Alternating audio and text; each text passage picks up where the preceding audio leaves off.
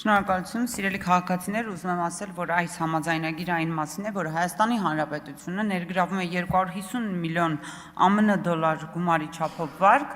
Լեռնային Ղարաբաղից բռնի տեղահանված մեր հայրենակիցների բնակարանային հարցերը ապահովելու համար։ Մանրամասները իհարկե ներկայացրեց կառավարության ներկայացուցիչը, բայց ես ուզում եմ անդրադառնալ այն թեմային, որ երբ մեր ընդդիմությունը բազմիցս, այսպես ասած, բարձրաձայնում է կառավարության արտաքին պարտքի մասին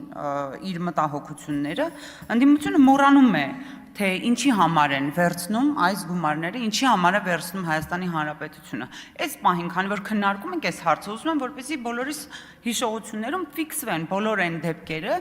երբ արտաքին պարտքը ավելանում է եւ թե ինչ նպատակի է ծառայելու։ Եվ այստեղ մի բան, պարոն Դանիելյան, ես ձեզ խնդրում եմ, հարգելի ընդդիմադիրներ, երբ խոսում եք միջանձնային խնդիրները, որպես այսպես ասած ինչ-որ պառակտող թեզեր, թե ինչ-որ մեկի հետ վատ է խոսել եւ դա վերաբերմունքի հարց է, որովհետեւ այդ մարդը Լեռնային Ղարաբաղից էր, չի կարելի այսպեսի խոսույթ մտցնել ազգային ժողով, որովհետեւ հայ ժողովուրդը ապրում է միասին, ապրում եւ աշխատում է եւ արարում է եւ այո Լեռնային Ղարաբաղի մեր հայրենակիցները ինտեգրվում են Հայաստանի Հանրապետությունում, ստանալով Հայաստանի Հանրապետության քաղաքացիություն եւ օգտվելով բոլոր այն հնարավոր աջակցության ծրագրերից, որոնք կարողանում է պետությունը տրամադրել այս պահին։ Թերևս այսքանը, շնորհակալություն։